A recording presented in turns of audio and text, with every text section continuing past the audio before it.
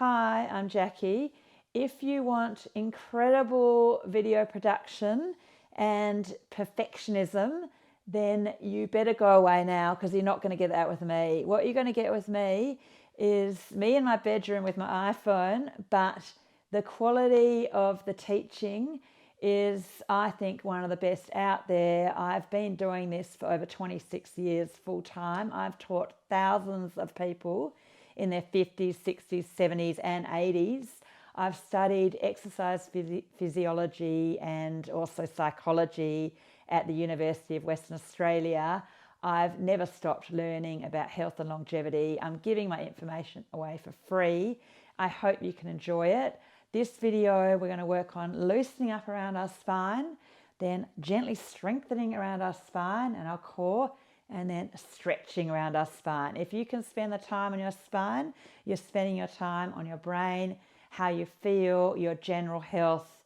And so you've got to look after your spine. You're only as young as your spine. Make your spine 15 years younger.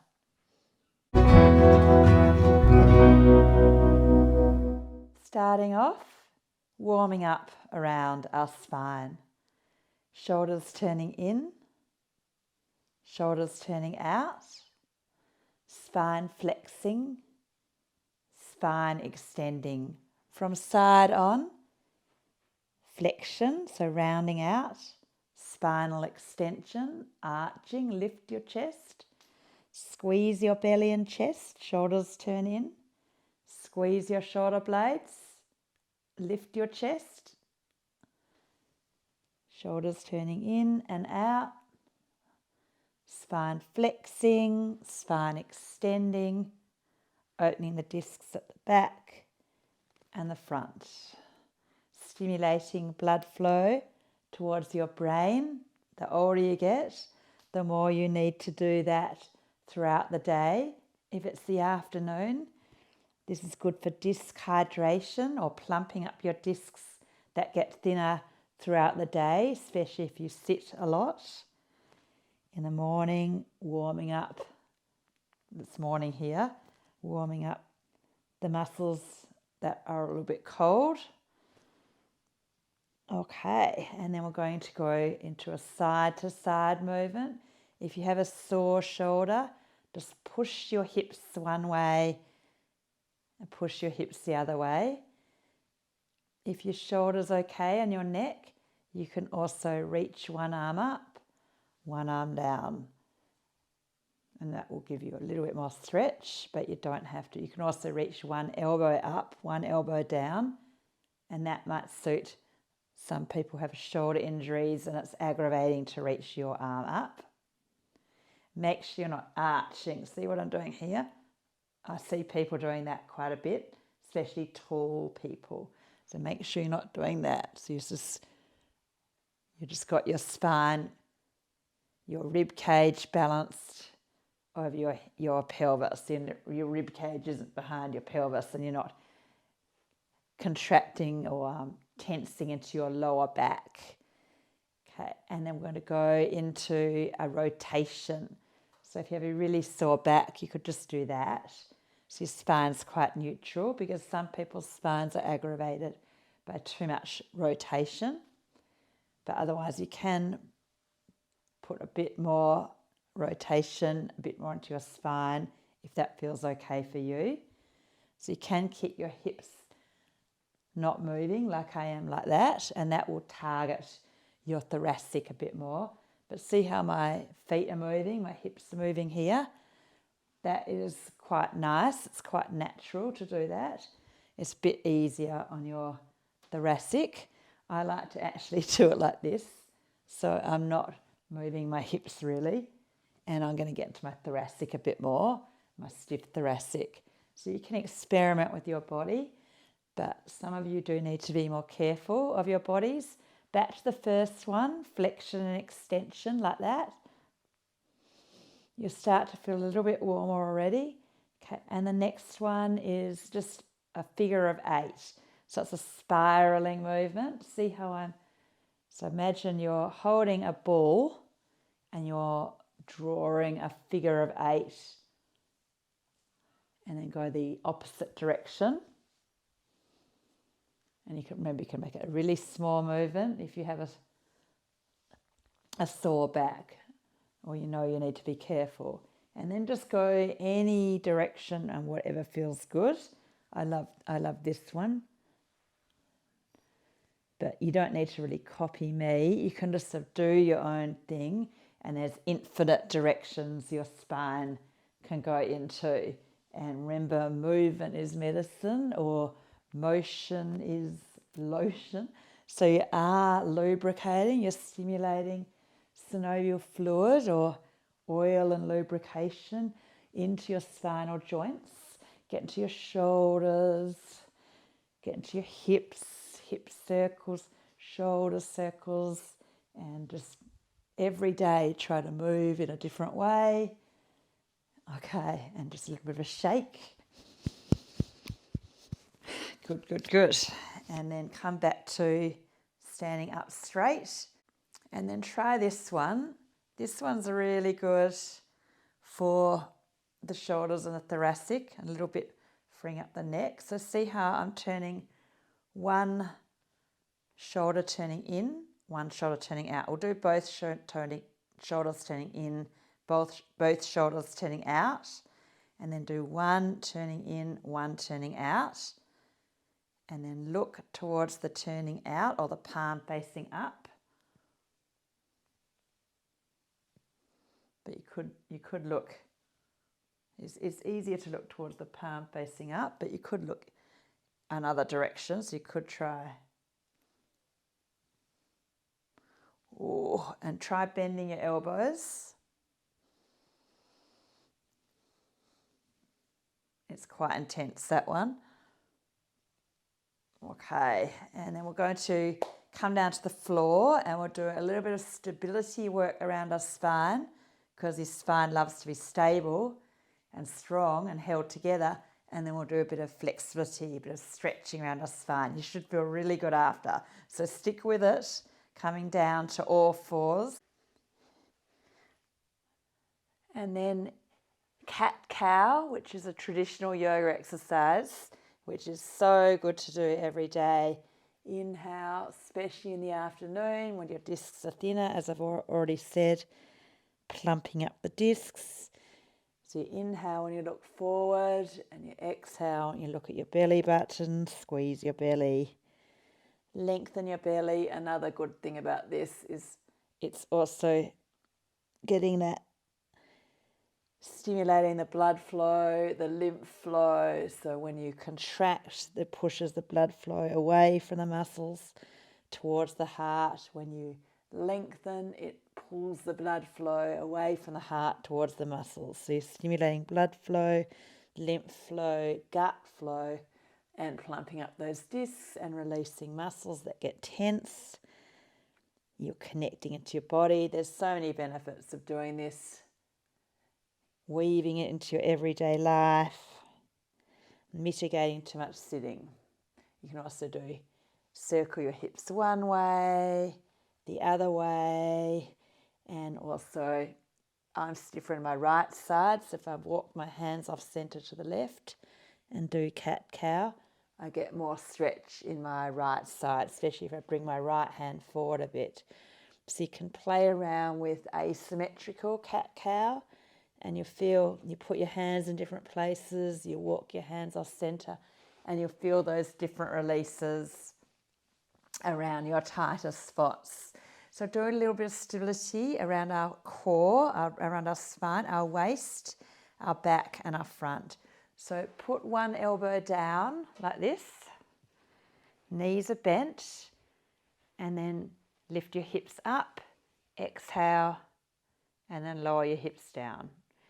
We'll do that 10 times. Exhale, lift your hips up. If you want the harder one, if you're used to this, you could have if your shoulder feels it's okay, your down shoulder, you could have your hand on your hip. And if you're really strong, you could do it with straight legs.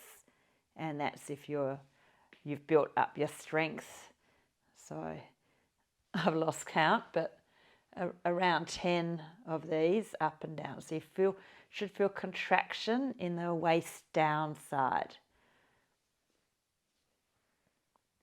And don't worry too much about time or numbers. It's just feeling your muscles have contracted, and then hold. So you could do the straight leg or the bent leg. If you're a beginner, just do bent leg, or if you have a shoulder injury, not too long. Careful of your neck with this one too. So don't have your head here, holding your head up. Okay, let's try the other side. So other elbow down. And remember, if you're new to this, just have bent elbows. Just do it like this. Don't do too many if your shoulder doesn't like it. So just a little bit is good for your shoulder. Stability in the shoulder. Too much, some of you are doing the harder one. Too much could actually be bad for your shoulder. So get the dose right of the yoga exercises or the strength and conditioning exercises. You can call it yoga, or you can call it exercise to keep my body in a good condition as I get older. Slowing down aging. So just feeling the muscles. If you're weaker on one side, you should probably do extra on that side. And then holding your hips up now. Mindful of your neck and your top hip not rolling back. Strengthening deep into that core. Great. The next one is going to strengthen our lower back as well as our arms and our chest muscles. And I want you to use your belly muscles. So coming to all fours. And then we'll go opposite hand to foot. Exhale. And back to the all fours. Inhale. So strengthening our arms, our chest. Squeeze your belly too, your lower back. Squeeze your glutes. So co-contracting. So you're trying to squeeze your glutes and your belly at the same time, and also your shoulder blade pulling in. Both shoulder blades pulling in, but especially the arm that's coming up, so you don't strain your neck. Squeezing like you've got a tight zip. Squeeze your butt.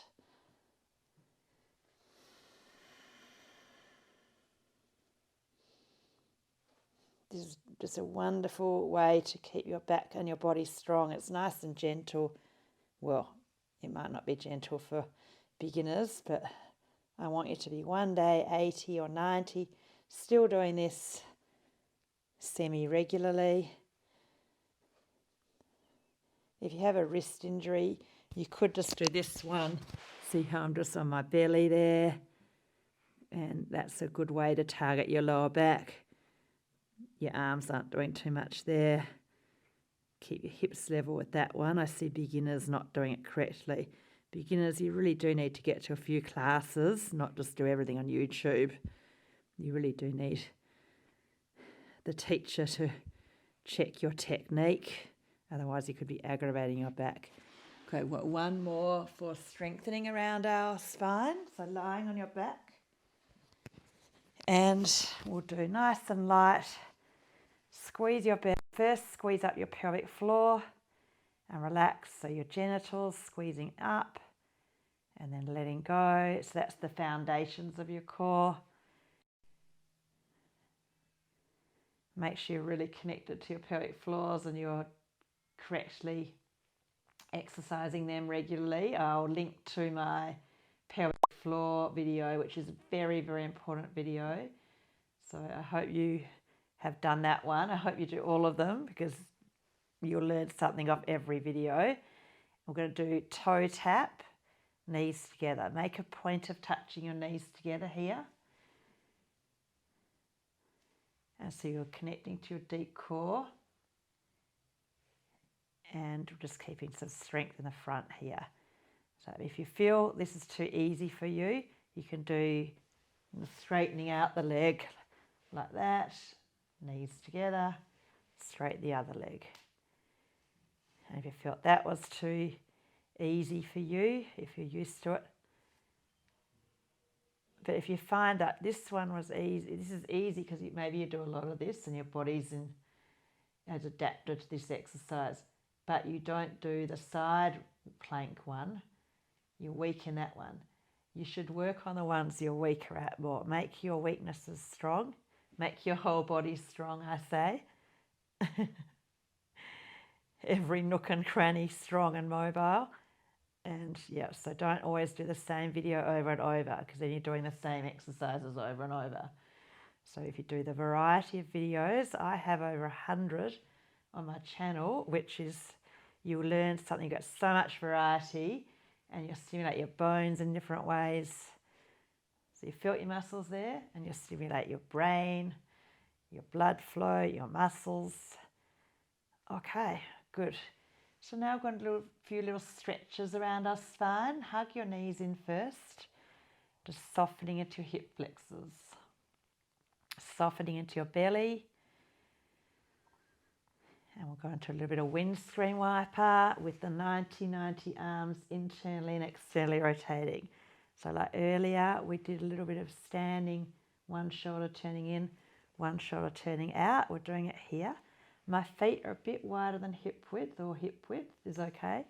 But you could try feet together, and you could try arms above your head. Oh, that feels good too. But let's just do the basic today. Feet about hip width, and keep your right angles, so your sharp bend in your elbow, and then you'll get a bit more into your shoulder sockets. Bit more lubrication there. So that's good to loosen up around your lower back and your hips and your shoulders. Okay, and then hugging your knees in. Now we're going to do a side stretch. So roll onto your side. If you're stiffer, you might actually need a couple of pillows or a yoga bolster for this one. So see that one? So most people are sitting like this, so you need to sit up on a bolster. I'll just show you. If you don't have a bolster, get a few firm pillows, maybe 3 pillows. So it'll be like that. So you're trying to stretch your side here. If you're a bit more flexible, you might not need the bolster there.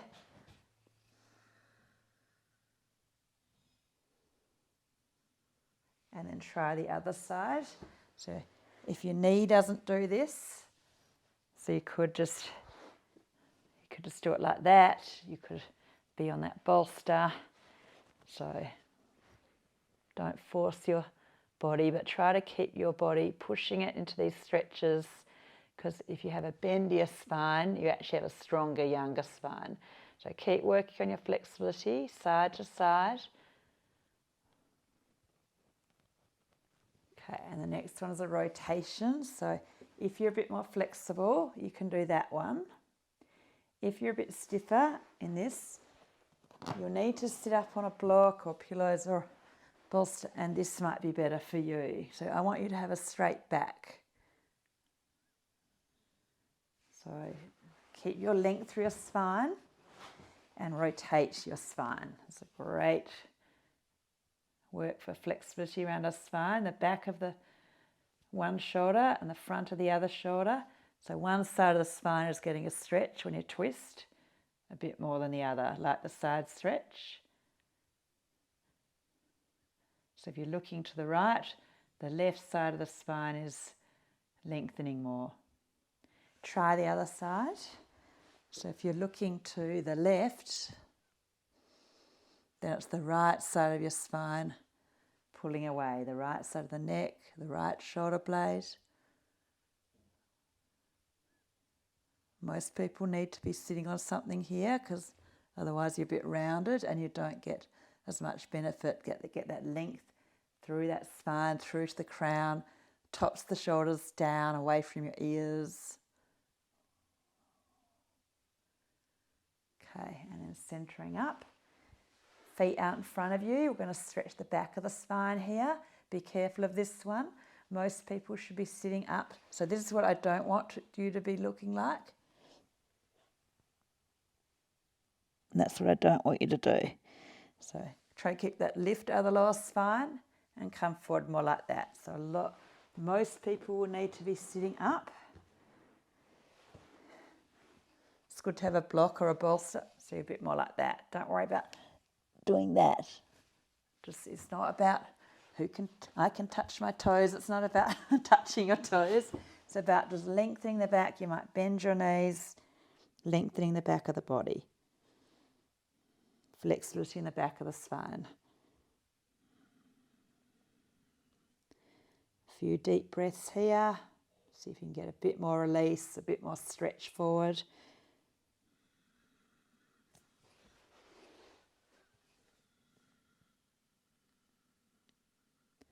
Final exhalation, next exhalation. Go as far as you can, no force. Make sure you grip your belly, move from the core to safely lift out. After your lower back's stretched, you've got to be careful coming out of the forward folds. You've got to lift your heavy head, engage your core. One more, this is probably one of the best ones. Coming onto your belly, Sphinx pose, and just extending or arching your spine. So if you're only going to do one, I'd do this one, and I would do this one every day, especially if you sit too much, and we all sit too much. If you're on YouTube, you're obviously not struggling for a plate of rice. Otherwise you wouldn't be doing yoga on YouTube. So obviously you're privileged, and you probably got a washing machine and a car and water and the tap and a TV and an iPhone, so you'll be sitting too much. You might have a desk job.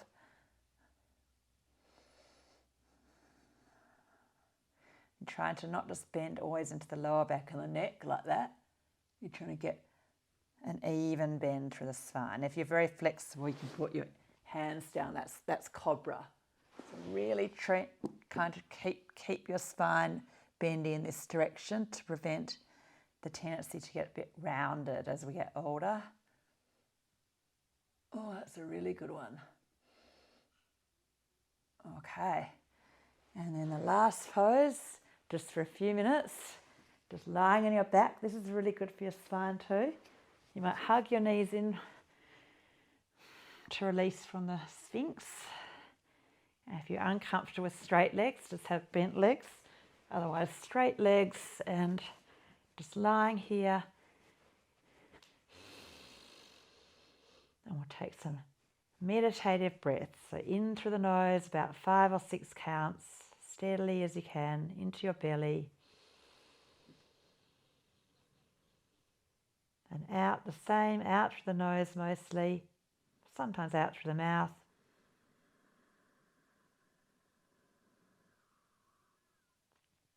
We'll try one out through the mouth, slowly in through the nose, a bit deeper and slower than normal, into your belly and your chest. Feeling your lungs, feeling your chest filling up, all the little air sacs. Out through your mouth like a sigh.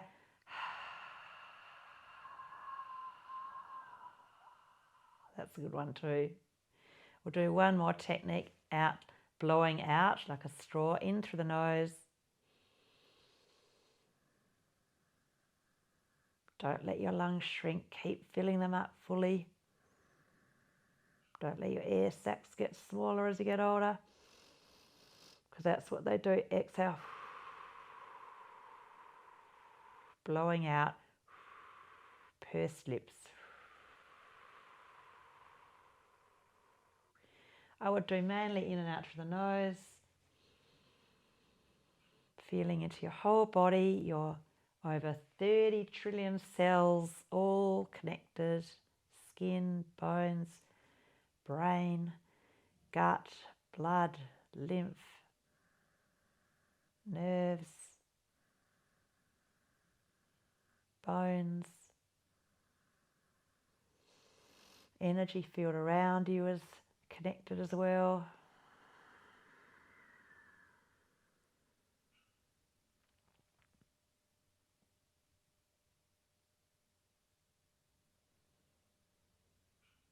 If you haven't done this already today, focus on Being more mindful, being more present, making that your intention, live your life more in the present. Focus on all the good things you have, the positives, gratitude.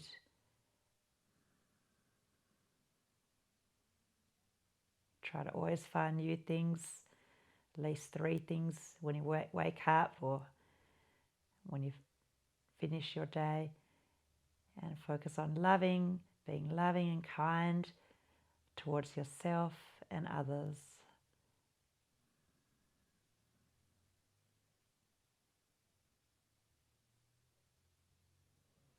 Mental health is obviously just as important as physical health, and that needs work as well.